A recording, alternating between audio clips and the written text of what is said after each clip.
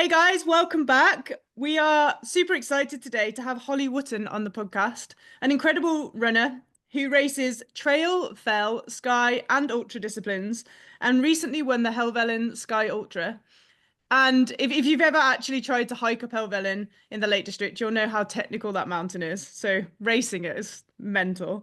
Following the race at Helvellyn, Holly joined Team Theta to compete in the 247 race at Rivington, an ultra with a difference. So we're keen to hear all about how that race went, as well as getting some advice, some tips, and an insight into a different way of training and how we can maybe improve our running. So thanks for joining us, Holly, and welcome to the podcast. You're welcome. Thank you for having me. Oh yeah, we're really excited for this and to find out more about your running journey and trail running and maybe a different approach to a lot of our listeners take. But maybe for anyone that doesn't know you, you could just give a bit of background into how long you've been trail running and racing and also maybe the different like disciplines, because I feel like you've covered quite a lot. Yeah, and I guess I kind of came out with some things during Rivington where I had like a complete blank expression from people when I was saying what I do. So yeah, I'll definitely explain that a bit more. Yeah, I guess I've always been sporty, I suppose, like through growing up, but most of the time when I was at school, it was all team sports, all team-based stuff, a lot of hockey, netball, and some other bits and pieces, and I kind of had running in there as a means of keeping fit for it. So I did do some track. So I did some like 800, did a little bit of cross country, but that was always sort of backseat there to support the other bits and pieces. Then got to university, kind of dropped out of doing a lot of stuff for a variety of reasons for a little while, and then started to get back into running and decided that I was going to try and target sort of 5 and 10 Ks on the road. Um, wasn't really getting anywhere. Moved to London. So finished university, moved to London with for work, which I never thought I'd do. Growing up in Worcester in the countryside, and then Bristol. Bristol was a big step. Bristol was like, oh, it's a city, but it's not. You can get away. And then yeah, London was a little bit too concrete for me, especially as I found out. But we'll get to that. And when I got down there, so I got down there in September, didn't do like any running or really any exercise whatsoever for the first couple of months. Came back up to Worcester for Christmas, and my cousin's like, "Oh, we've entered this thing, and we think that you'll enjoy it." Okay, what is it? Well, the early bird price goes up tomorrow, so just enter it, and then we'll talk about it afterwards. You'll definitely enjoy it. So it turns out what I then signed up for was 3 marathons back to back over 3 days around the Devon coast. So Oh my God. they'd all run like a marathon. And so at this point I had accidentally run a half marathon when I've been out running when I was traveling, because I got lost. Other than that, like the furthest sort of run was maybe about 14K around like Clifton Downs or what have you down in Bristol. Um, but they'd all done a marathon and whatnot before, and they've done a little bit of trail stuff. I'd done none of this. And so this was, yeah, Christmas Day, and the race was in May. Just going from literally zero to trying to do that. And kind of from that point, well, I decided that I should probably get myself a coach so that I had something that was going to be kind of holding me accountable. And it happened to be the Tribe, if you've heard of them at all. So they were doing the Hackney Half. So they were using it as a fundraiser. And they had this package where if you entered, you would get a personalised training plan and you just had to raise a certain amount of money for them. And Hackney Half was the week after these 3 marathons. So in my head, I was like, right, if I'm at least half marathon fit, I'm in a better place than I am right now. So I signed up for that and went through this journey with the guy who was the creating the personalized plan.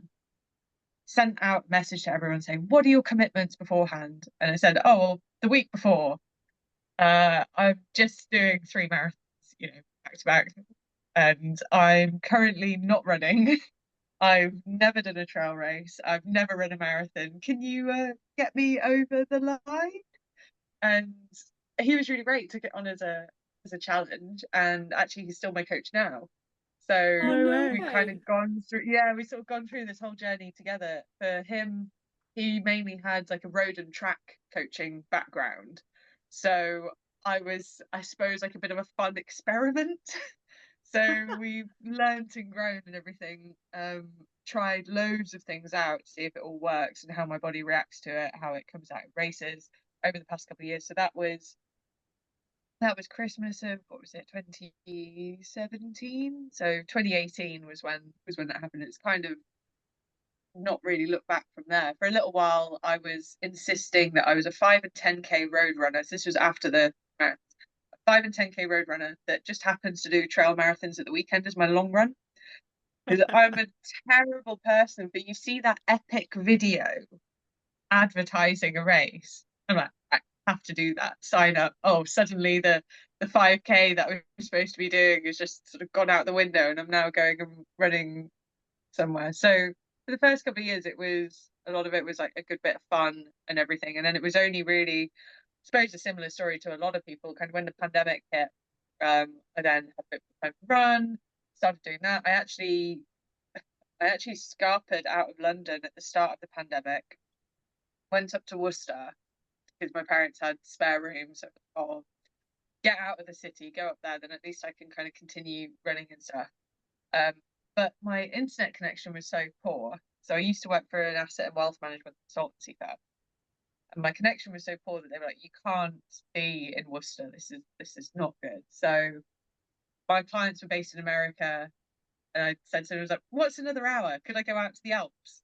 And thankfully they said yes. And so as soon as everything opened up, like the first time it opened up, I headed off to France, went up into the mountains, and then got locked down out there. So ended up out there for 6 months. Came back. I was supposed to be moving to Canada with my job, setting up a new office out there, but the visa was taking forever. So again, came back to Worcester, again, got told being a pixel is not okay for video calls with clients. So I moved up, found a place up in Keswick just for like a month, sort of an Airbnb thing, moved up there, fell in love with the mountains. 4 weeks became 4 months. Now it's 4 and a bit years, and quit the job, invested a bit more in running, and it's kind of progressed from there, I suppose. And now I work part-time at a B&B. I'm a running coach, and I spend a lot of my time trying to run over mountains. But That is I need so a shorter cool. way of describing what's happened. No, that is like epic. I mean, I love that you spent 6 months in the Alps. That must have just been unreal. Like, I mean, Keswick is incredible. We've been to Keswick quite a few times, like mainly for the trails, like because from we're from back home, like we love the trails, and like I don't know how you can not fall in love with trail running, living in places like that. But do you have you always preferred, like you mentioned that you thought, oh, I'm going to be 5k 10k road runner. Have you always preferred the action of running on the trail, or do you actually still like love both and you just love running? So I think it's kind of two, but I do just love running. I think I quite like speed. So I'm at the shorter end of the ultra stuff, barring the race that I've got coming up. But I'm at the shorter end of the ultra stuff, and one of my favorite things to do is downhill running. Is in my head, like I love skiing, and downhill running is kind of the closest thing in my head. At least that's what I tell myself. Closest thing to that. And I suppose since I've been little, I've just loved being outside doing things, like going places. And I mean, if you ever heard sort of George speaking about this, or like seen any of his stuff, like we love going out to the mountains out in France. Like my parents have taken us to the same place out there ever since we've been tiny. And our sort of way of holidaying, I suppose, would be we'd endeavour to come back more tired than when we set off, rather than using it as a way of sort of revitalizing yourself. We revitalize the soul, but the body would be pretty broken by the end of the holiday. So yeah, I think I've just always needed to be out in nature, I suppose. And so trail running and it's kind of embodied the two things of being active, moving quickly, and being out in nature. Yeah. No, it's amazing. And just to take you back to like going from not running to running 3 back-to-back marathons, because I'm sure I bet right now, because running's having a huge boom, and there's loads of people that are like hybrid athletes, or they do it at high rocks and fitness racing, and now they've signed up to an ultra, or they've signed up to their first marathon. If someone's listening now and they're that person, they've thought, oh, I kind of fancy taking my running to the next level. How did that journey go for you from not running or running a little bit to 3 back-to-back marathons? Can you talk us through that and how it went, and then you're half the next week as well? So I think a lot of it was just consistency. It was just showing up. It was ticking off all the runs. It was sort of continuing moving through that time period. So I had in my head sort of what the training program, I think, kicked off right at the very beginning of January. So January to like mid-May to get myself sorted. So every session that I did, it was going to make the end point more enjoyable. So that was kind of what I had in my head. So I was like, right, it doesn't matter how early I'm having to get up or like any of that. If I get this run done, it will mean that it's more enjoyable on the day, and I can make more out of being there, taking part in what this thing is.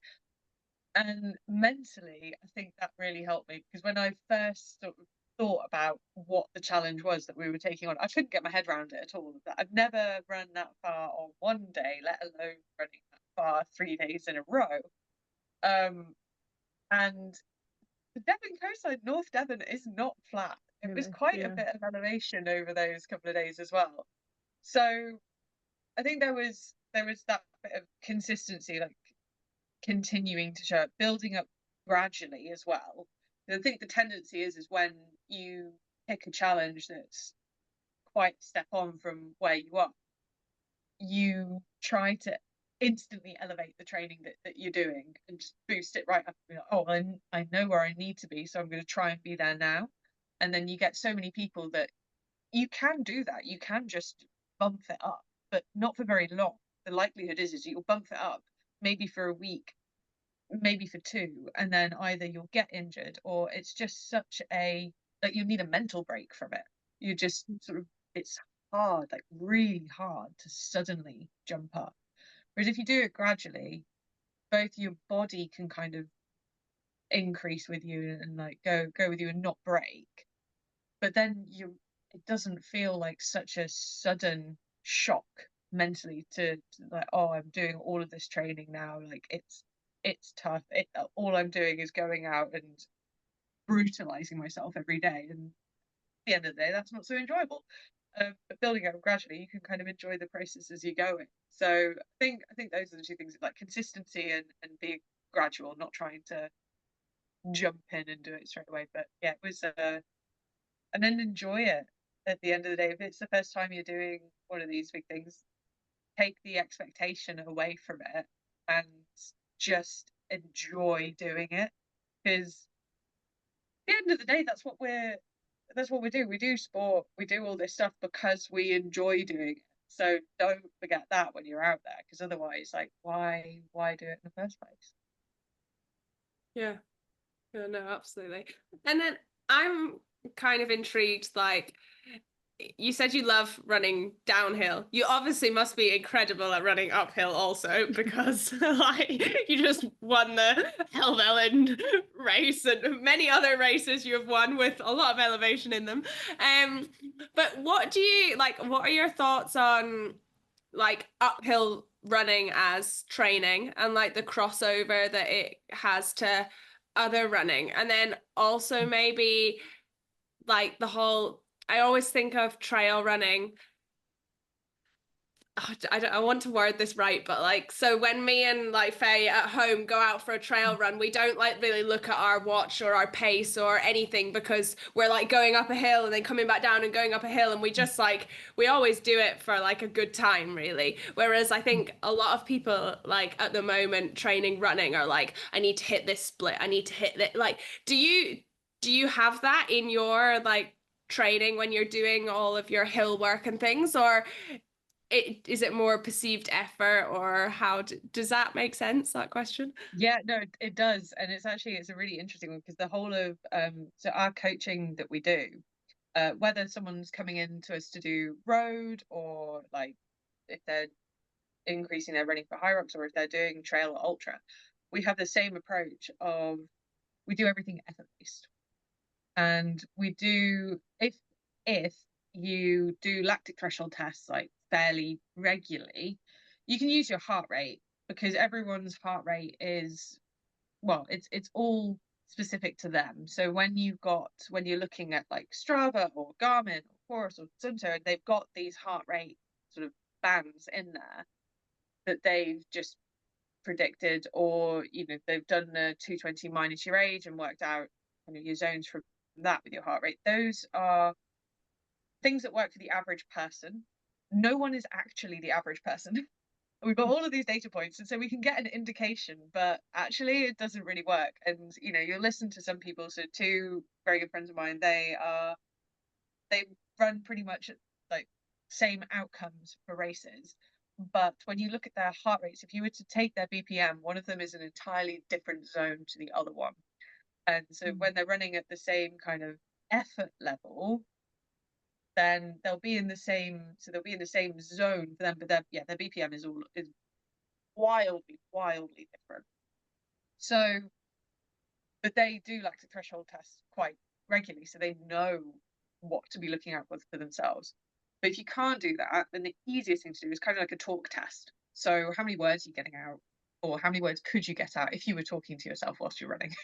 Which some people do. But if you're running with another person, it's much easier. But so your easy runs should be conversational. We should be able to hold a conversation like what we're doing now, and it shouldn't really be too taxing to be able to do that. Your threshold runs, on the other hand, you should be able to get out sort of like 4 words, take a breath, 4 words, take a breath. And doing things like that and doing it effort based, yes, it's super important for trail, because you've got so many factors that are going to be impacting your speed, whether that's just the incline, whether it's suddenly you're in the middle of a bog and you cannot move very quickly over that, or it's suddenly really technical and rocky. There's so many things like wind, rain, like all of that sort of stuff that can impact you. But the reason why we also do it for road running is because life every day impacts you. So if you've had a really stressful day at work and you're trying to hit a certain pace on your run in the evening, you might actually find that you're having to overwork to hit that pace versus what you had to do on a day when you were more rested. So you're then kind of training the wrong engine. Because unlike when we get to a race and you've had chance to taper, you've had chance to like fuel yourself, you are as ready as you can kind of make yourself be. So you're in that optimal form. You can't do that for every single training session. So you're wanting to train your engines in the right zones. And then when you get to the point of a race, your engine is going to produce the speed that you're wanting. Yes, there is a time and a place to practice running at particular speeds, just so that your body mechanically has a feeling for that. But a lot of the time you're wanting to train your aerobic capacity and your actual engine itself. So yeah, we do everything to effort, whether it's road or off-road, just because of how life impacts you. So that's that piece.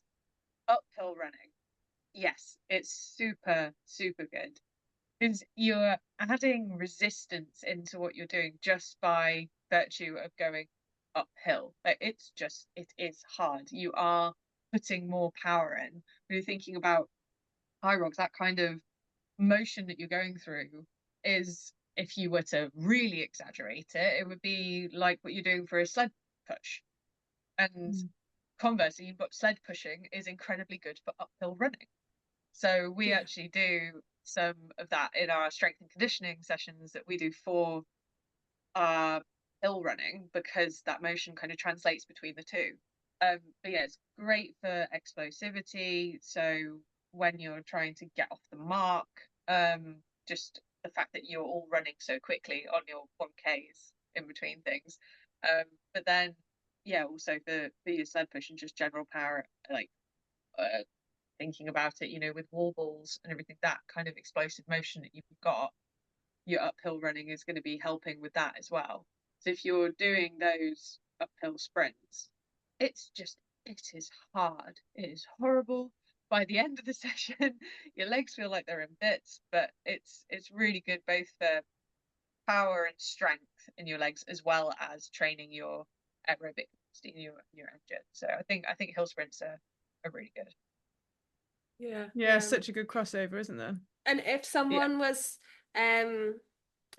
listening now and they've not really ever done much hill work, and they're kind of just used to doing their same route around the park, and they wanted to start trying to add something in, do you have like a suggestion, like to start with, I don't know, would like 30 seconds or a little mini session that they could try? Yeah, so there's a couple of different things. If you're doing it for like your flatter running practice, so your road running, and for anything hybrid, so you're solely wanting to do uphill work, then yeah, 30 seconds are great ones to start off with.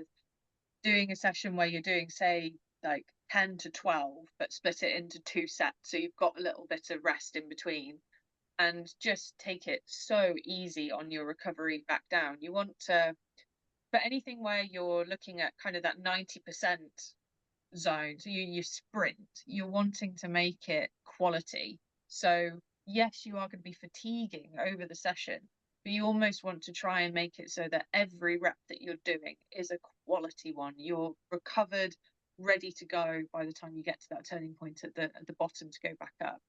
So thinking about your running form whilst you're doing it, so really driving your knees, driving your arms, trying to not hunch but keep yourself upright. Because I think a lot of people, when they go into uphill running, head drops, shoulders drop, it's just hard, so they're grinding it out. But in doing that, you kind of close off your breathing, you just make it more difficult. It's already difficult and you're making it harder for yourself.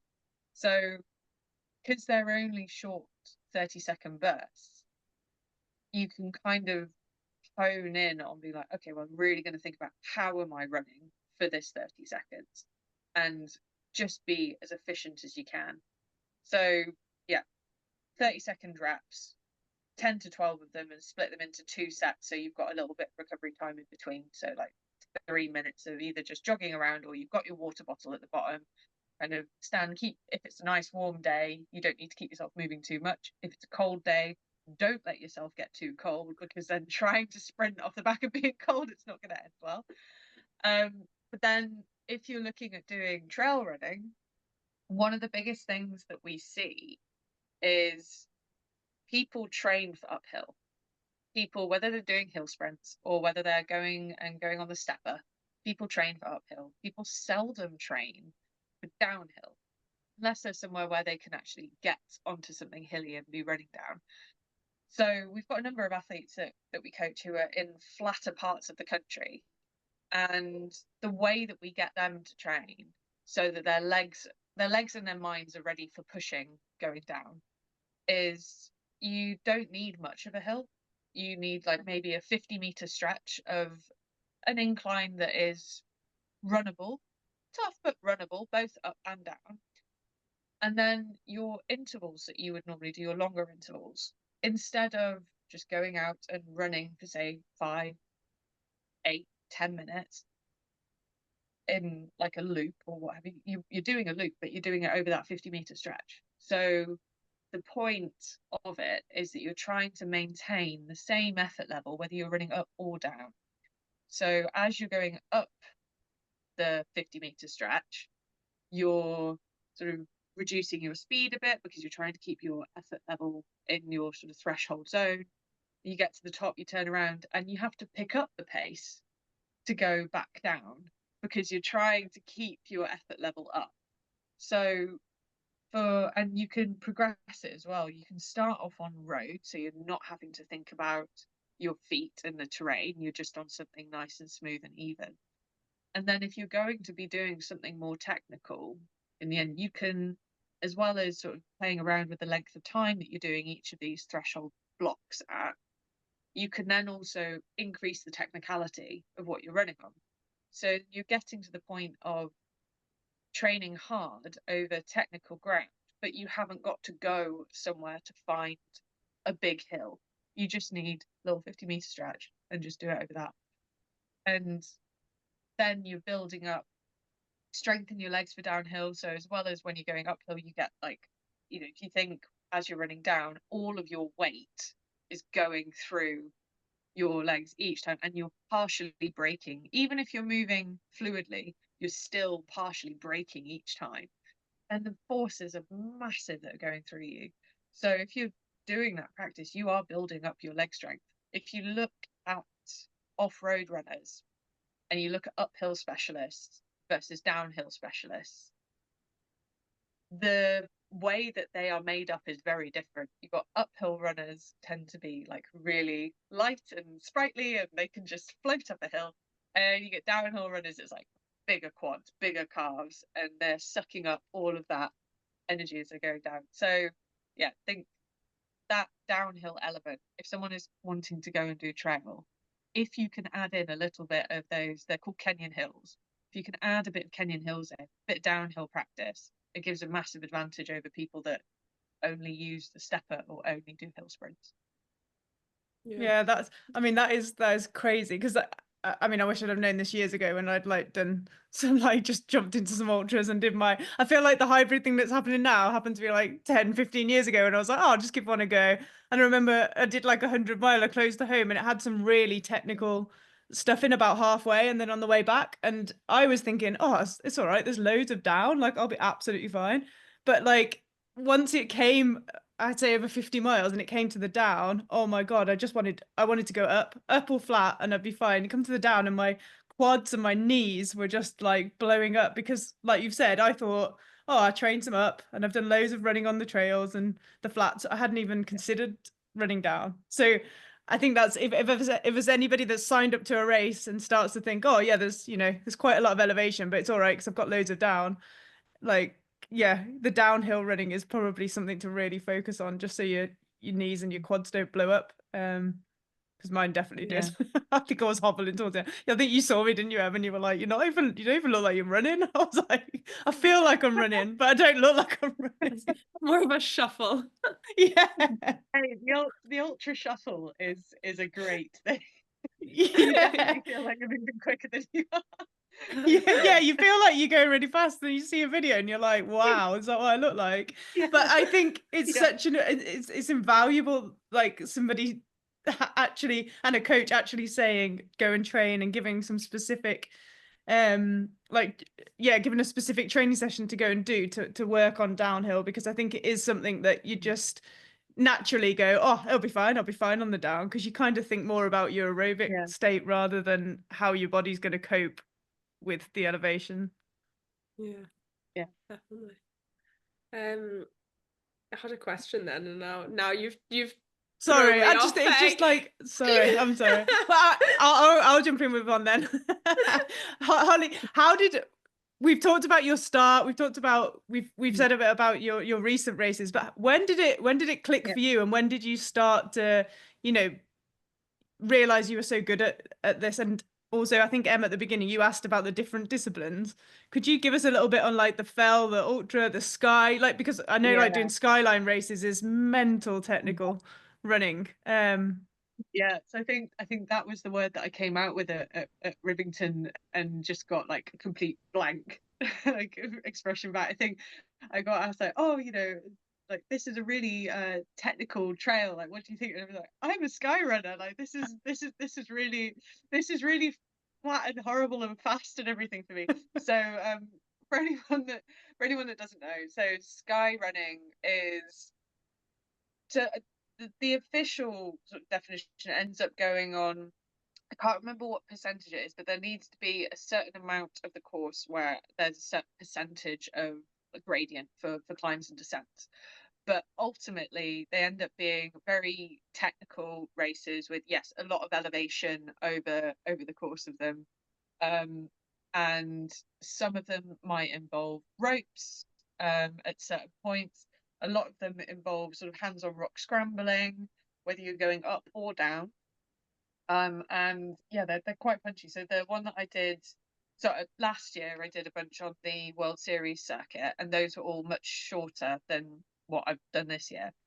So they were around like 20 to 30k, but within that you'd have sort of 2 to 3,000 meters of climbing and descending. So there's very, very little flat. It's either you are going up or down. I had one race in the south of France at the end of June last year where I was descending to 2,000 meters in one go, which training for that in the UK is kind of impossible because we don't have anything that's that high. And yeah, it's fair to say that I love downhill. I do not like uphill, but I was begging for uphill towards the bottom of that. That was just brutal. But the ones that I've been doing in the UK this year, so Helvellyn, that was a month and a bit ago. So that was 57 kilometers, and it was 3,700 meters of climbing. And within that, it took into it Swirl Edge, Striding Edge on Helvellyn, so the two graded scrambles that are there, as well as a number of other sort of more technical bits and pieces. So Coffer Pike was in there. What's it? Thresh Mouth, which is sort of a technical like down and up. And a couple of other bits where it's all sort of hands-on rock or just generally slow moving, even if you feel like you're zooming over it. So yeah, it's really fun though. It takes you to some awesome places that are a bit out in the sticks. So that's sky running. Fell running it's awesome. It's one of the reasons why I fell in love with being in the Lake District, really. So the fells are just hills in the lakes. That's just what fells are. So fell running, if you really dial it back, is just running in Lake District hills. Now fell racing it's kind of a crossing point almost between trail running and orienteering. So in trail running, you follow a course. You've got either you have a GPX or it's flagged out and you're following a set route. Orienteering, you get given a map at the start of it with particular points that you need to get to, and you just set off and go. Fell running, you can have access to the map any point in advance, and there are just on it set points that you need to get to.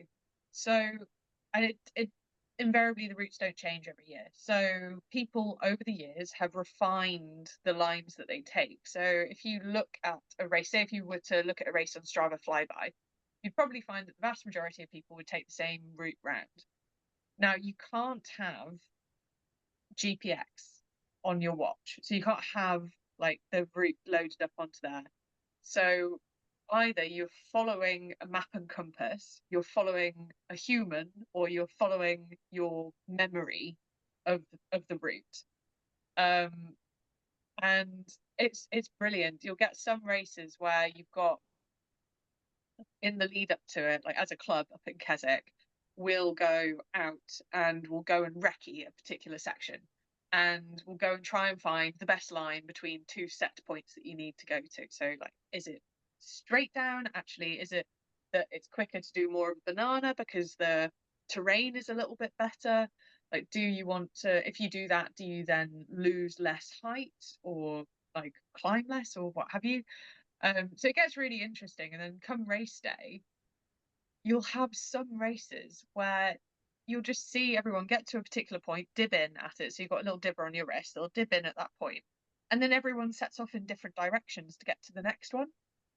And then you have the person who hasn't recce'd it, who is hedging their bets on who knows where they're going.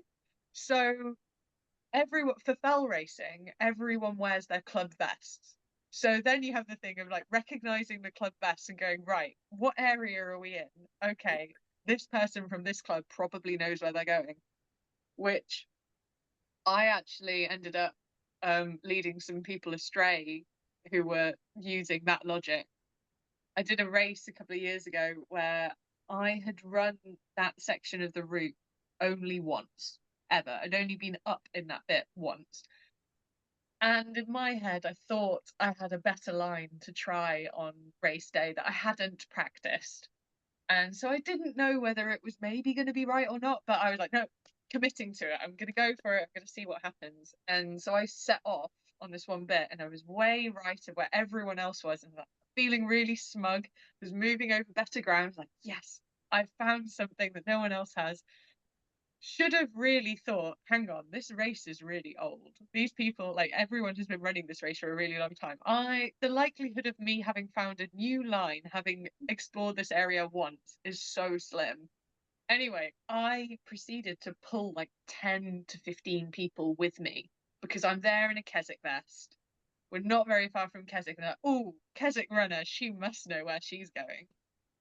We dropped right down and had to do a completely unnecessary climb back up to this point, and I'm just there apologizing to these poor people that I've taken off in the wrong direction, which just wasn't very intelligent.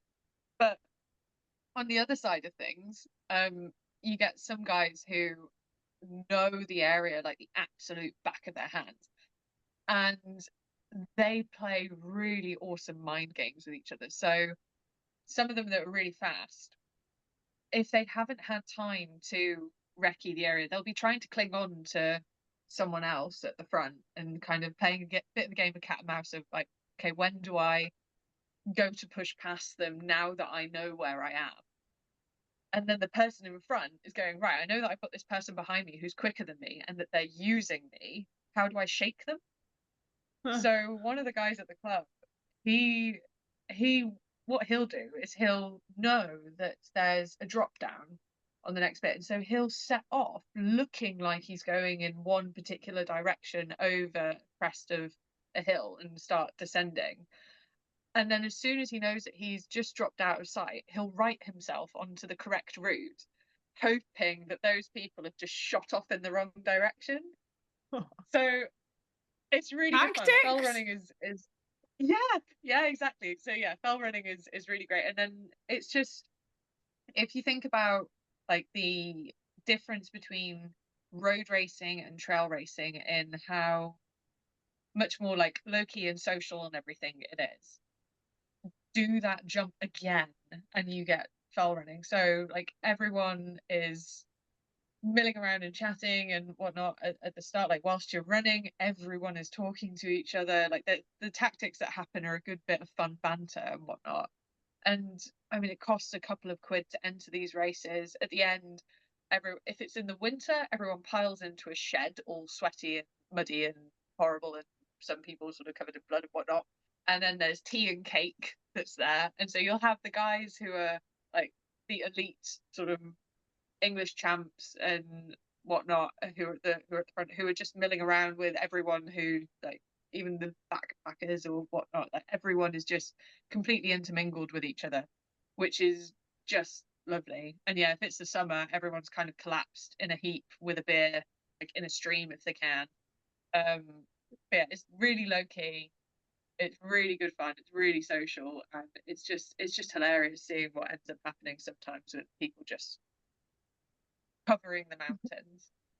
Yeah, that's fell running. And then the other stuff, yeah, trail and ultra, I think people are a lot more kind of attuned to what those are. But yeah, so it's good. I mean, it's probably quite a good thing that you've just given a lowdown, because if someone's just seen like an awesome race in the lakes and thought, oh, I'm just going to do that fell race, at least they know, no, if they've signed up, they should just pick someone in a local vest and maybe they'll make it to the end, unless they've got a tactic Holly. like you. Yeah. But you could just imagine like signing up to a race and being like, oh, that looks cool, a cool trail race, and actually it's a fell race and you don't realize what you signed up to. So, you know, sometimes being armed with the information is a little bit more helpful. Definitely.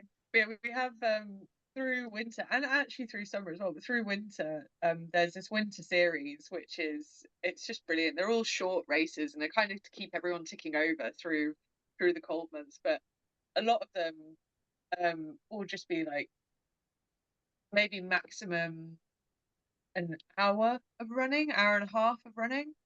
and it's just sort of up something, down something, and it will be in snowy conditions or like incredibly muddy conditions.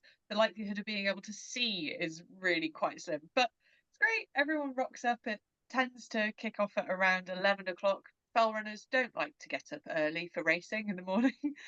So about 11, and yeah, then everyone sort of heads off on their run and then just peels off back to work or what have you at the end of it. But yeah, the winter series is really good, and there's things like there'll be it's a cumulative bit over the course of the season as to who wins, and for uphill, downhill, and then the whole thing as well.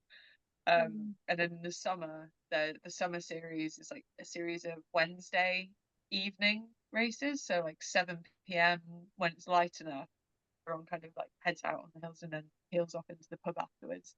But they're quite nice entry ones. So the shorter ones are really fun, really social, and like you could go out and hike it and it would be all good. Some of the big ones are you want to spend a good bit of time doing the shorter ones before you go out and do them. They do look epic, but they're Good advice. Yeah, definitely. And then what about mindset? Like we were gonna kind of ask, I think maybe leading into your next race, which you just announced that you're going to be doing the Dragon's Back race, which maybe you could explain a little bit about. But even hearing you talk then about the Helvellyn 57k, I mean, I'm not sure how fast your pace is, but it's hard. It's a hard pace. You're going at like that kind of threshold effort for a really long time. Like, how do you keep your mind in it? How do you get up and train every day and run uphill when you don't love hills? Like, do you have any advice for people on the mindset side of things? Why do you do so many hilly races when you don't like hills? Is that what you're trying to say? You get to run downhill. Yeah. Chairlifts in the UK. Don't run uphill. I was just about to say, is that why you moved to the Alps with the chairlift, so you could chairlift up and run down? To be fair, I did do a few runs where they weren't net downhill for that reason, or I'd run down and then get the bus back up the hill. But yeah, I think in terms of mindset, I think part of it is just like I do just love being outside. I think for me, I've learned over the years that if I don't exercise, I get quite erratic or just a bit jumpy. So I think exercise has always been there as a sort of a leveler for me, which I'm sure it is for an awful lot of people. A lot of people run for their mental health now that we actually talk about it a bit more. I think people have probably been doing it for a very, very long time for their mental health, but now we've actually got the wording around it. So yeah, I know that if I'm exercising, I'm just feeling in general a lot better, a lot more sane, a lot more balanced. So there's that element of it, and a lot of the runs that I do, a lot of them are that easy effort. So a lot of the time it's just really good fun to either grab a friend and to go out, and a lot of the socializing up around the Lake District is sports based, whether that is heading out on a run or a hike or a cycle or going swimming or whatnot. So a lot of the time my easy runs are catching up with friends and just getting out in the hills, or it's exploring new areas, and so that's just good fun and trying not to get lost so much. And then the harder stuff is, again, I guess it's like back to what I was saying with the getting ready for the 3 marathons, is that I know that the more effort I'm putting in now, the more enjoyable I'm going to find the targets that I've got. And if I don't put it in, it's just it's still going to be hard work when I get to do the target race, but I'll be doing it at a level that I'm more happy with, and so enjoy it more sort of from that perspective, rather than being like, oh well, I know that I can get round and I know that I'll still try and push myself, and then just being in a hole and not doing it as well as I know I would be able to do would just make me really sad when I come around to it. So I think like in part it's that, and then I guess I do enjoy the process of training. I do enjoy pushing myself, and kind of seeing what I'm capable of. And so as well as getting that from doing racing and seeing how the like outcome is with that, I think seeing how I'm progressing with particular sessions over the build up to it is interesting too, or trying out new things, seeing how my body responds. Yeah, I quite like that. In terms of the mindset of it being a long way, and staying in that kind of like staying in it for the whole time, it depends on the day for me. I've definitely had some races where I've come out of it. So I had a Helvellyn Sky race earlier on this year, and I just come back from being injured, or like I slipped a disc in my back last year, and I built up to Arc 25 miler in January, which was kind of a case of getting onto the start line, and then I was wanting to sort of springboard from there. But a little bit of time after it, I had another flare up with my back, and I had to drop out of a race that's close to my heart, which I probably shouldn't have been doing this year anyway. But anyway, I had to drop out of that and then built back up. And Scarfell was it was kind of a tester of seeing like where I'm at. So I knew that I wasn't going to be as competitive as I'd like to be. So I knew I wasn't quite in that space. And then the weather was really bad, which I love bad weather, but the rocks over the top of Scarfell. Oh, bad weather's great. I mean, we're like at the end of the day, we're Brits, and the weather isn't wonderful, and especially up in the north, like we get a lot of rain. And so a lot of the time, I'm saying all of this because if you can't hear them, they're giggling at me. It's, I think it's quite a nice thing to have as a. In my head, I've made it an advantage that I know that a lot of people don't like bad weather. So if I like bad weather, if I tell myself I like bad weather, then that's a positive spin that I can have when it's maybe something that would be making other people feel down and negative. But in this instance, yeah, it was bad weather, and there are some really slimy, slick rocks when it rains up the top.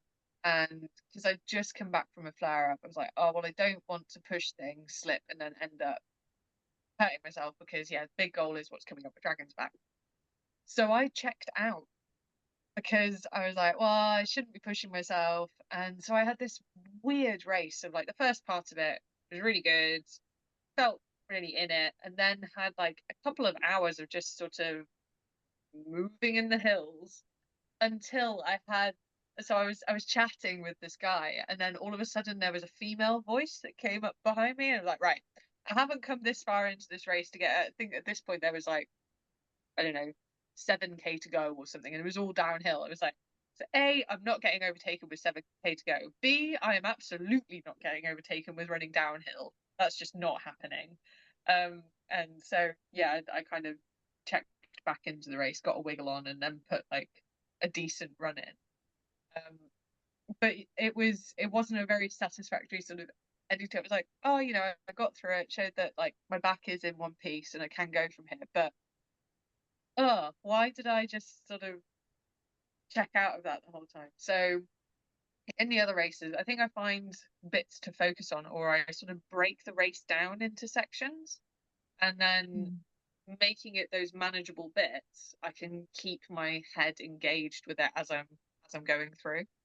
So Helvellyn, that chunks itself up quite nicely in that I've got the climb up to Helvellyn, then I have the edges, then I have sort of the technical section to get to the top of the downhill, then there's a long downhill, then there's a slog of an uphill that I really don't like, but I got in my head that I was going to like it this time, and just kind of chunked it all up like that. And so it meant that I had a little target for each bit, rather than sort of trying to have this overall massive target that you're trying to stay engaged with for like 7 and a bit hours, which ultimately, you know, no one's really going to be able to do that. Some people maybe, but if you can split it down into more manageable chunks, it works a bit better.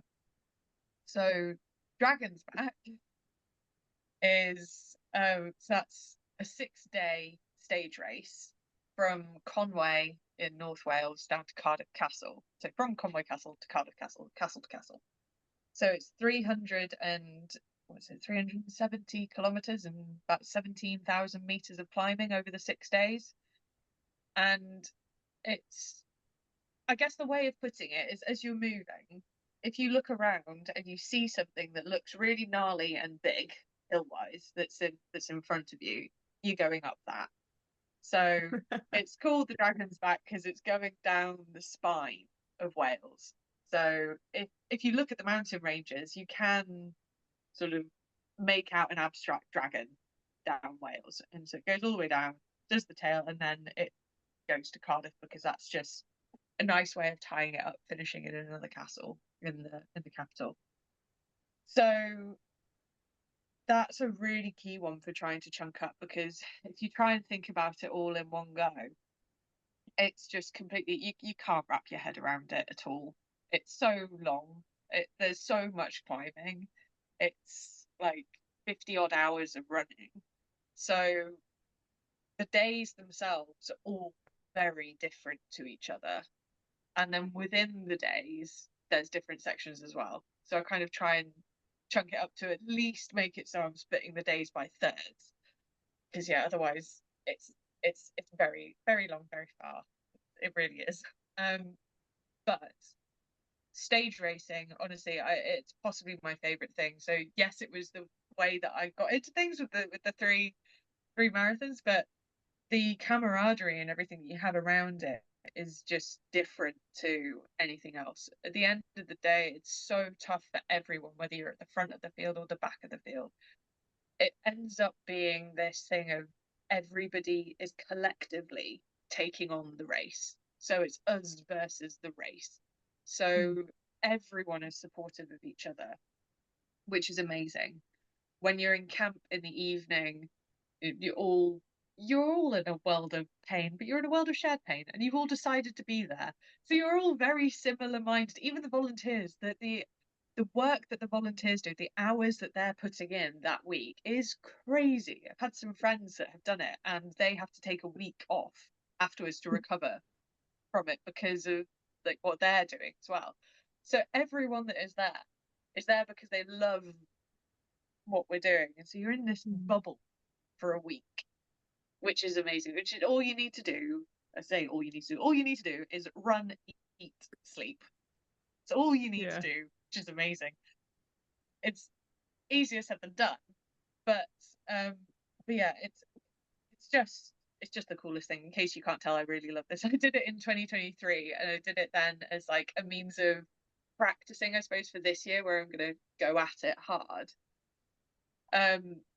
But every day, so it's only the first day where everyone starts at the same time. So that's kind of normal race format. Everyone starts at 6 a.m. We all set off at sunrise, going out of Conway, out of the castle, which is really cool. But that's the standard bit of like the front runners go off and then everyone's strung out. Every day after that, the course opens at 6 in the morning and closes at 10 p.m. at night. You can pick when you want to head off. So you just need to meet the cutoff times through the day. So the people who know that they're going to take the longest amount of time or need the most amount of time, they'll all be setting off at 6 o'clock. But the runners who are going faster, there's also sometimes they put in a bit of like, you have to start after X time because otherwise you'll get to camp before camp is there. But they'll set off later. So then you get the people at the front actually spend the entire day running through everyone. So they're not just off on their own out in the sticks, just having a lonely race. They're actually seeing and meeting and chatting with everybody else in the race all through their day. And same with the people who are at the back. They're not just off the back, not seeing anyone at any point. They've got everybody kind of coming up and cheering them on and like having a little chat with them, dragging them on for a little bit all throughout the day as well. So in terms of building up friendships and support networks and everything through the week, you just inherently do just by being able to be amongst everyone all the time. So yeah, that's really awesome. The camp itself is very cool. The food is all provided. It's all veggie vegan. It is amazing, and there is so much of it. you can't actually eat enough. So you just spend the entire time in camp eating, and it's still not going to be enough for what you're doing every day. But yeah, it's a very awesome event. So if anyone was thinking about doing something like proper challenge, the cool thing about it is that if you don't meet a cutoff on any given day, you can drop down to the hatchling, which is half days. So then you can pick whether you want to do the first half or the second half, which on some days they're very different, and the first half can be like much easier than the second half. And you can still make your way down to Cardiff in that manner. So they're still long, still chunky and everything, but there's sort of that nice catchment that if you do enter and you do go for this big thing, there's something there in case it doesn't work out. So you've not got to go, oh, okay, I'm going to try and do this massive thing. What happens if I fail on day one and I've put in all the work, I've put in, the time off and sorted everything out so that I can actually take this on? It's like, no, you can still get there. It's just looks slightly different. But yes, that's Dragon's Back. That's the first week of September this year. Wow, So it makes me want to do it. I mean, I love it. I love it when people are passionate about stuff, and I can tell how passionate you are because I'm like, sign me up. I'm like, let's go. I love a shared camp. I love chatting to people on the trails. It sounds awesome. And maybe not every hill in Wales without a bit of training, but it does sound incredible. And I just wanted to touch. You talked about food and fueling. We do touch on that quite a lot, especially like trying to like be a women's specific like podcast now and try and encourage females, especially because there's always been this, this like cloud around carbohydrates and females maybe not eating enough and fueling for performance. And coming from a trail and mountain background, we know how much mountain runners like to eat.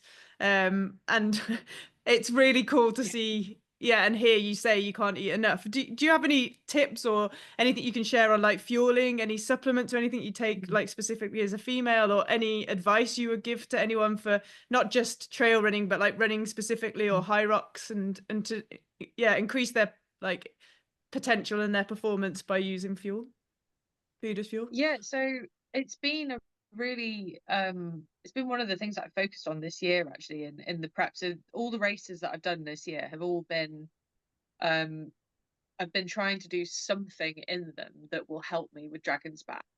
So I've really tried to dial in on my fueling for races because I am awful normally, and I've had races in the past where kind of once it gets to a certain time point beyond that, I go off food.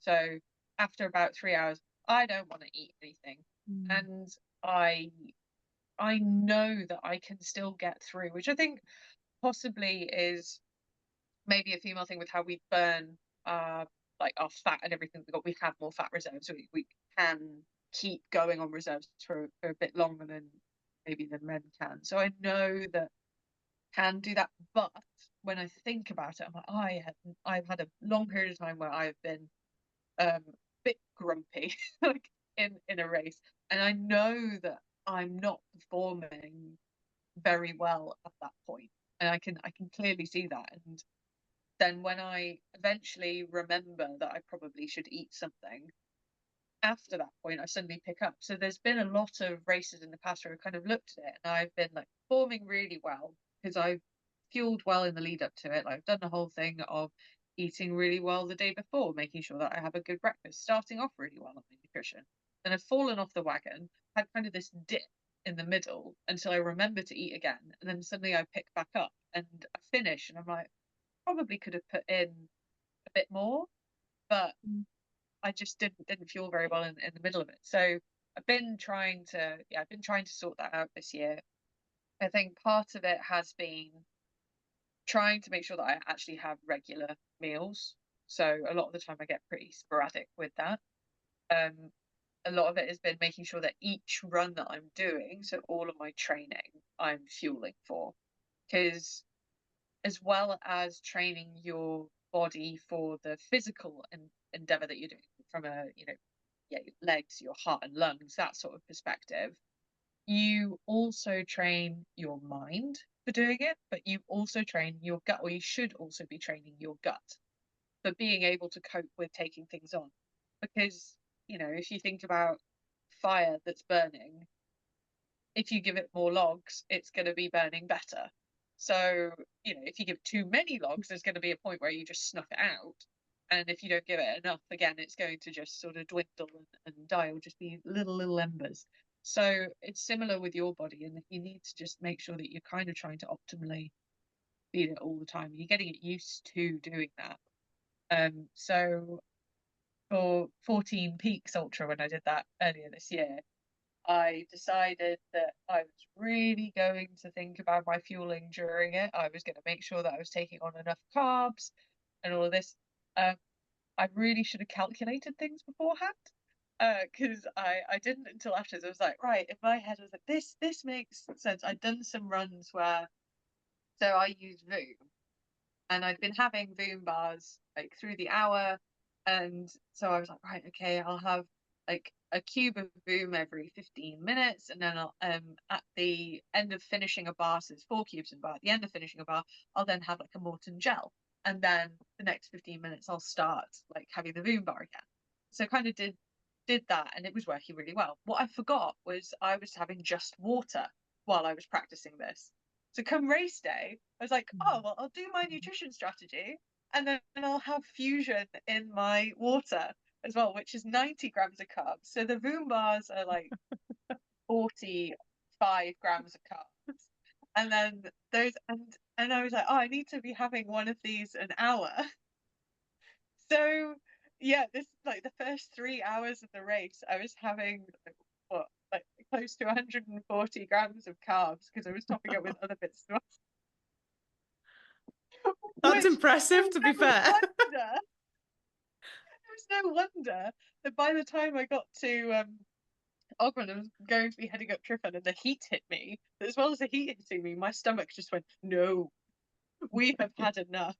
And like from that point onwards, I could not take on like anything really at all. I was just having water. I think I managed to have, in the remaining like 5 hours of the race, I think I had like 1 more bar. And that was it. I couldn't deal with it.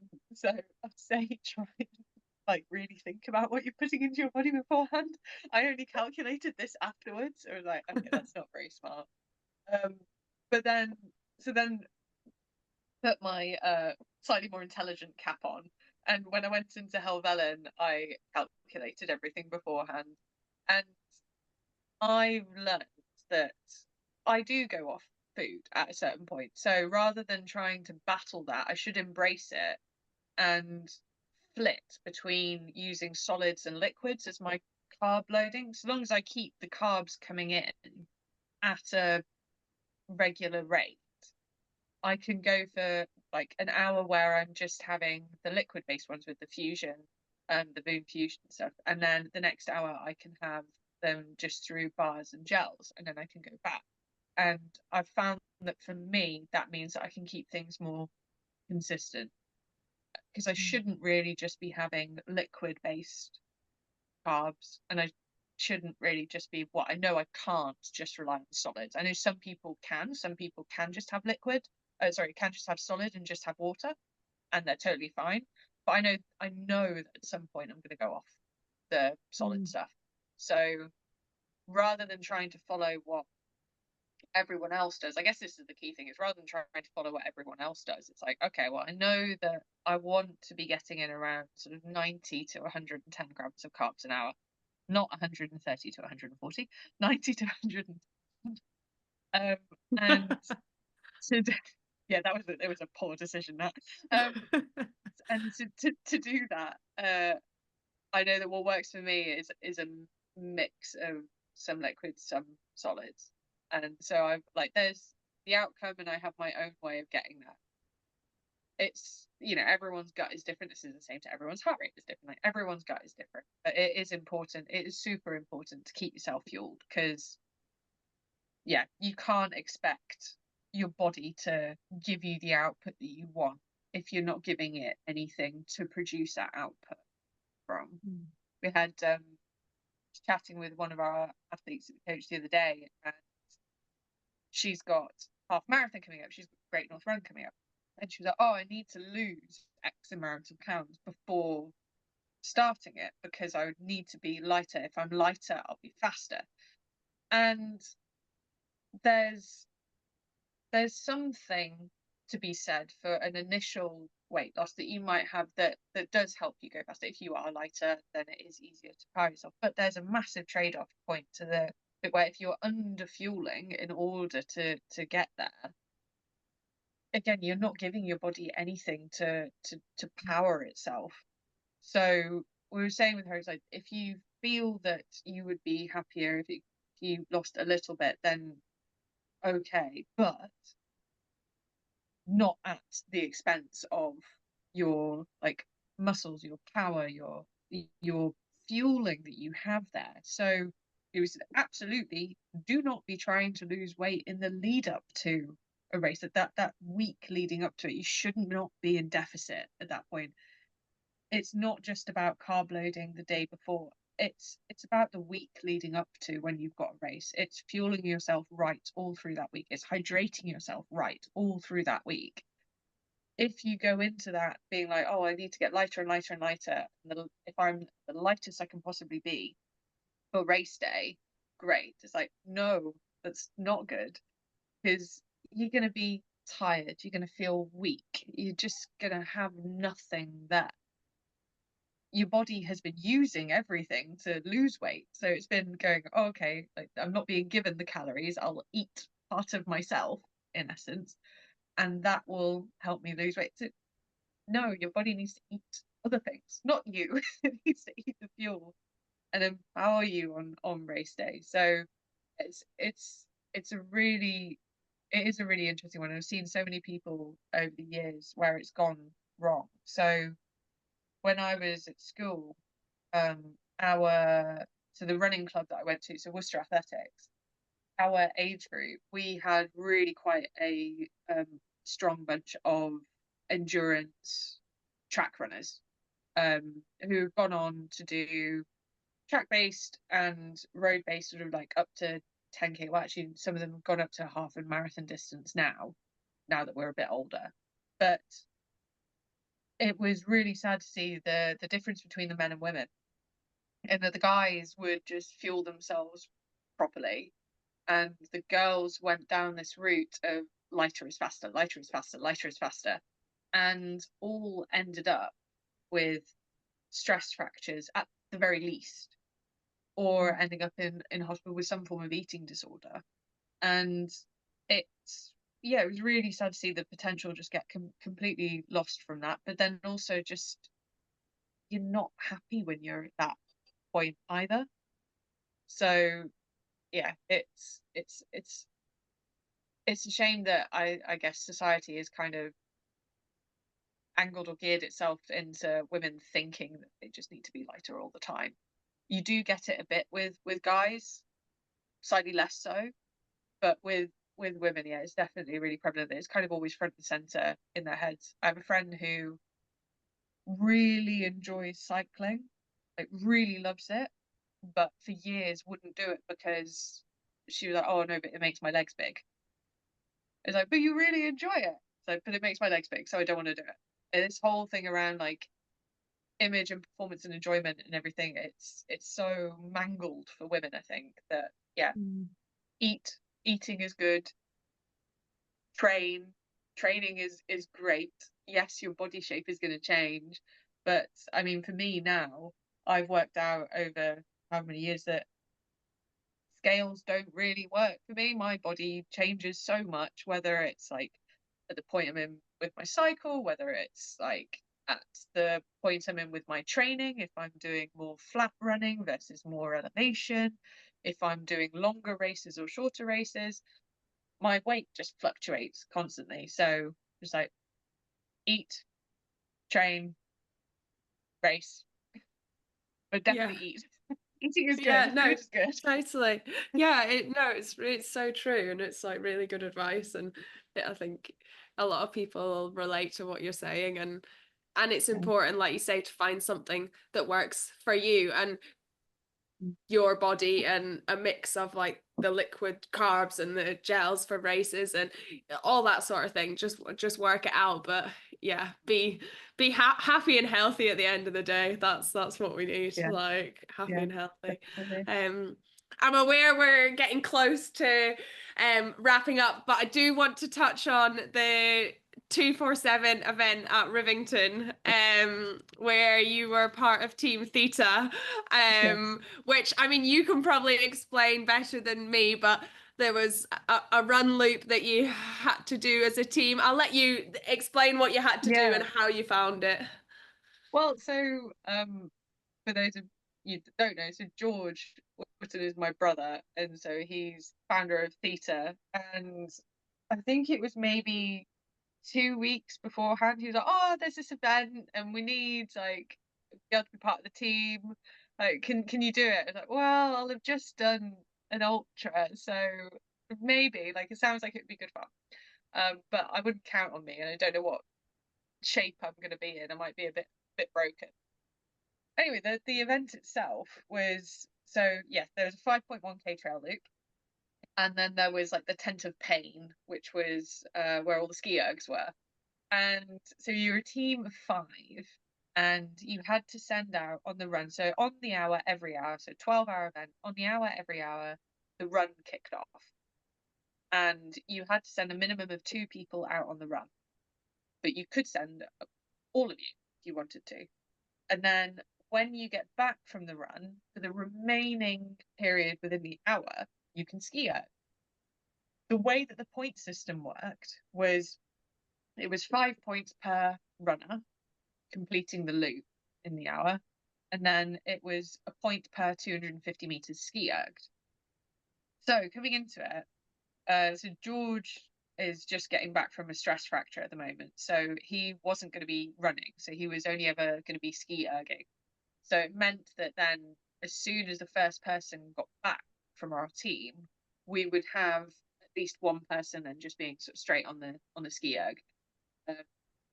And my role in the team was I was supposed to be running really. I didn't realise that this was going to be the case, but I was supposed to be running really fast and trying to get back as quickly as I could. Which, off the back of having done, so what was it? This was on the Thursday, and the Saturday just before it, I'd done the ultra. So my body was a little bit broken, and so, and I'd also not done any proper speed work in a very, very long time. It was a little bit of a shock to the system trying to run that fast. But so yeah, the what we were trying to do was I would run, get back, and then George could start ski erging, and then as the other guys came in, he could then swap out. But I was not needing to ski erg because we were trying to get it so that I could recover enough in the in-between bit so that the next time I could kind of run out at the same speed. And it worked well for the first the first 3 hours, sort of getting back in like just under 20. George would then set off, and then the other guys were getting back pretty quick as well. So it'd all be like up to 4 people kind of going out, and we were sending 4 people out on the runs.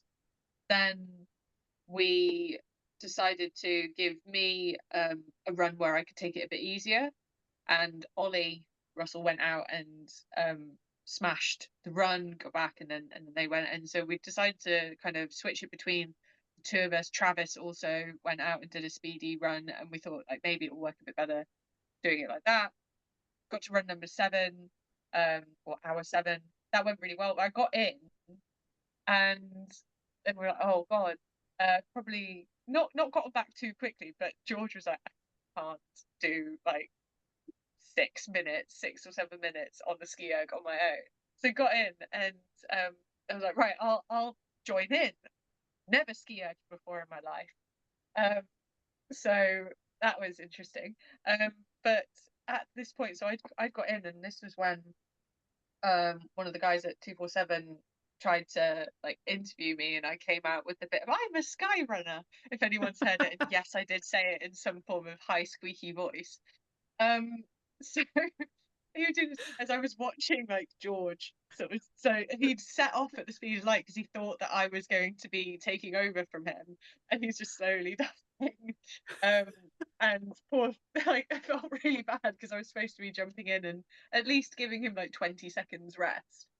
And yeah, so then for the remaining bit of that time before the other guys got back, I was jumping in on the ski erg, and from that point onwards, I folded into the rotation with ski erging. But my hip and knee suddenly decided that they weren't overly happy with what I've been asking them to do, which wasn't too surprising. Trying to do like close to flat out 5Ks on the hour every hour in a rest week or recovery week from an ultra, and I was going to be heading out on camp with ultra the week after, out to the Alps. And so I kind of had in my head that, and then I was supposed to be doing a really big Dragon's Back week the week after that, and yeah, I was like, oh, I can't break myself on something that I'm just like dabbling in with, that I have no idea what I'm doing. So the guys were wonderful. They were so good. They were like, right, you like take it easy and just get round these runs, if you can. If you can't, then just be ready to ski erg with George. So I sat out one run and like very slowly bibbled round the other ones whilst the other guys were putting in a real shift. And then I jumped back in for the last one and went round with that. And we were doing on the ski erg, we were doing like 30 seconds each of just absolute like max and swap over, max again. My arms, they took like well over a week, like nearly 2 weeks to feel normal again. I like must have pulled them. I think I've looked at there was a video of me doing it afterwards. I was like, oh no wonder, look at what on earth are my arms like doing, like where they were moving. I just had no idea. It was like, right, the first time you're going to do the ski erging, you're going to do it at max effort, like for reps over the course of like 7 or like I guess for like 5-6 hours. Yeah, that's going to be your intro. So it was hardly surprising that I couldn't lift for the first couple of days. I couldn't lift my arm up beyond like 90 degrees, and then for the remaining time, I could not get my arm to touch my ear at all. Like until about 2 weeks later, it was it was ridiculous. Like I use poles when I'm running it, and I use them with skiing. So I thought, oh, surely I'll have some form of. Nope, I'm a runner. I have no arm strength whatsoever, and definitely no technique. It was all over the place.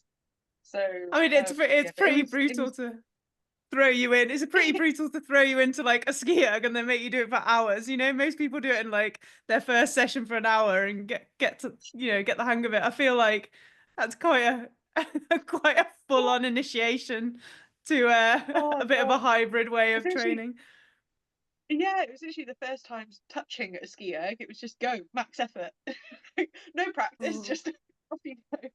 Um, but no, it was fantastic fun. It really was. As an event, it was so well organized, and the 12 hours genuinely just flew by. Like I've done a lot of long things, and 12 hours is at the longer end of what I do. But yeah, it didn't feel like that. The team was fab. Like, yeah, George, Jamie, Ollie, and Travis were just so good. We all kind of were on the same wavelength of, there were no quibbles or anything. If anyone needed someone to do something, they just went and did it. Like that, everyone was there for each other. Um, and yeah, everyone really, really put themselves in a hole for each other at times as well. And yeah, it was just brilliant. It was so different to what I'm used to. It was such a different environment, but it was wonderful. It really was. I massively recommend it to anyone, like for if they're going to do it again next year. It was just great. And if you're all sort of swapping who's going hard on the runs around, it's a nice way to be able to like do your first ultra. I mean, it's an evil way to do your first ultra because you're also ski erging at the same time. But it's a nice loop that you're doing. There's so many other people around, and there's so many people who they're not like out and out runners, like they're more on the strength side of things, and so they're going around and they're chatting as they get round, and they're literally just getting round. So to rack up like 30, 40, 50k over the course of a day, it's quite a nice way of doing that. And yeah, really social. Everyone's in a small space. It's great. It really was really good fun. Very different to what I'm used to, but really good fun. Oh no, I love that. We had to ask. We were so intrigued. I was like, trail runner come skier queen. Yeah. And Um, the Theta boys are known for being like all out, aren't they? They're just known for being a bit crazy, going for big challenges, pushing really hard, not stopping. They do like, I don't know, the bunch of them do like 7 high roxes over one weekend every time. I don't think they ever just race one race when there's a high rocks weekend on. So I think you yeah, it's a good job. You're good at, you know, lasting for like doing ultras and pushing yourself, because I think in that team you were always going to be pushed with those boys. Yeah. Yeah, but they're brilliant fun. So I've said that because George and Ollie and Jess were up in the lakes in May, and they did the half marathon trail race. It was up there. So well, George did the half, and then Ollie and Jess did the adventure race, which is what's it like orienteering between cycling and running. And so I've said to all of them, I said like, right, next year you guys are coming up and you're doing the Helvellyn races. So I'm putting them through their paces next time. yeah, but no, they're a really cracking crew. Rightly so. Yeah, definitely. Okay, I'm going to round up then with our last question, which would be, what message or advice would you give to your younger self or the next generation of girls coming up? So I think for me, when I was growing up, I did all right with my sport and everything, but I kind of always pushed it to one side, being like, no, I really should focus on my academia. I should really focus on getting a job. I should just like squash all of this sport thing, because as a woman, I'm not gonna get anywhere with it. And I ended up really sad about that. So I think like when I moved down to London, it kind of all started to dawn on me. If I'd just gone down this route of not doing what I loved doing, which happened to be sport, didn't do what I loved doing. Instead, I did what I thought I should be doing and went down that route. And so I think I then had a big shift of being like, no, that I actually should be doing what I enjoy, not what society is kind of telling me I should be doing. I should do what I enjoy, and I should see where that goes. So I think if I could talk to my younger self, I would kind of say that to her. I think I'd be like, look, you are enjoying doing all of this sport. It's giving you something back. Do it.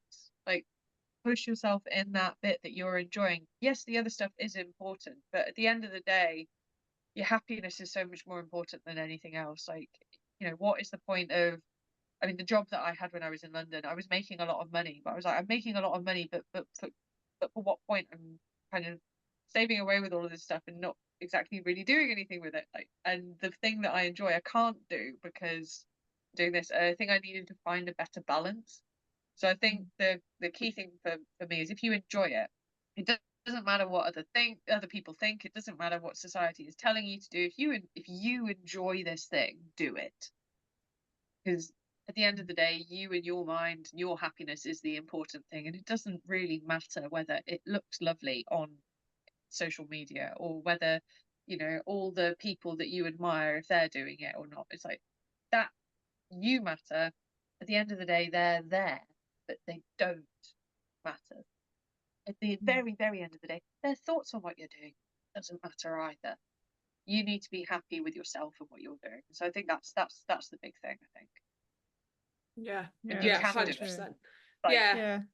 And you find your people, don't you? You find your area. Like a lot of times you can grow up in, like I grew up in the city, and I love being in the mountains and the hills. But like the more you gravitate towards that, the more you find the people that are the same as you and maybe think the same as you and want to do the same things as you. So you might not feel like that at the moment, but if, like you say, if you stick to what you love, you will find like you've just ended up Yeah. in Keswick where you want to be, and all these fell races, and you do find the Yeah. people that I like you. You're not Yeah.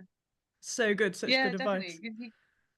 You get what's it, people always say you can't choose your family, but you end up liking them. But like you can't choose who you're going to end up being at school with at the end of the day. Like, yes, some people get really lucky and they end up finding that person when they're at school and they end up being friends for life and everything. But it's a smaller pool of people when if you go to university or college or what have you, that's a slightly bigger pool of people where you can move in different circles within it, and you can find clubs and you can go and do that. And so that you then start to find your other people. And then you're right, it's like, oh, well, I like mountains, I'm going to go and in the big wide world of things, there's clubs that go out and do club runs, or I'm going to throw myself into high rocks, and then you end up meeting people when you're competing or when you're training at the gym and all of that sort of thing. It's all those bits of putting yourself into a space that you enjoy around other people that also enjoy that space, and you're going to have bits that cross over. You're going to find those like-minded people, and that's a better space to be in, rather than being like, oh, these people that I'm around right now, I'm going to mold myself into what they're enjoying. Then you just end up with a whole bunch of people that aren't kind of enjoying what they're actually doing. They're just trying to make it fit. Like, go pursue what you enjoy. There are other people who enjoy that. Everything, even the niche stuff, like fell running, very niche. There are so many people that enjoy it. It doesn't really matter like how niche it is. There will be someone else who loves crocheting on a paddleboard in the middle of a lake. Sounds wild. I don't know, thinking that there must be a collection of people. There's probably a club out there. There'll be like an Instagram club or something with that, and they probably, I don't know, they have a cat with them or something on the board. I don't know, but whatever your niche is, there's going to be someone else who has the same niche as you, and those are your people. Go find them. So true. I don't know love why that that's so much. Obviously something you've seen running past Lake Windermere or something. No, this is a secret hobby. This is what Holly's off to do this afternoon. Yeah. Oh, I mean, I have a paddleboard, I don't have a cat, and I don't crochet. I don't know why crocheting came into my... Not yet. There's always time. Well, on that note, where can people follow your journey, whether it's crocheting on a paddleboard or doing the Dragon's Back race? I feel like I need to do this now. At some point I will I'll learn to crochet and I'll get out on the paddleboard. If you want to follow me, then on Instagram, I'm just Holly Wootten, so it's just my name, sort of all together. And then on there's a link to my Strava, and there's a link to coaching and stuff as well, if like wanting to go down that route. Then in terms of Dragon's Back, so there is dot watching for people that enjoy a good dot watch. So that will be shared on the Dragon's Back page at some point. I imagine I'll reshare my bit for it as well. And I think that they'll be doing like highlight clips throughout the week as well. So there'll be plenty of stuff going on with that fairly soon. But yeah, so that's the 1st of September. But yeah, I tend to put things on Instagram. I don't have TikTok. I'm not quite newfangled and everything as that. But yeah, between Instagram and Strava, that's where the vast majority of my stuff lies. Perfect. Oh, well, thank you so much. We'll link everything in the show notes so people can find you. And good luck with the race and any future races as well. And we really appreciate your time. I think everyone will have learned a lot from this episode, especially with all the running advice. So thank you very much for your time. Thank you for having me on. No, you're welcome. And we will see you on the next episode. Thanks for listening.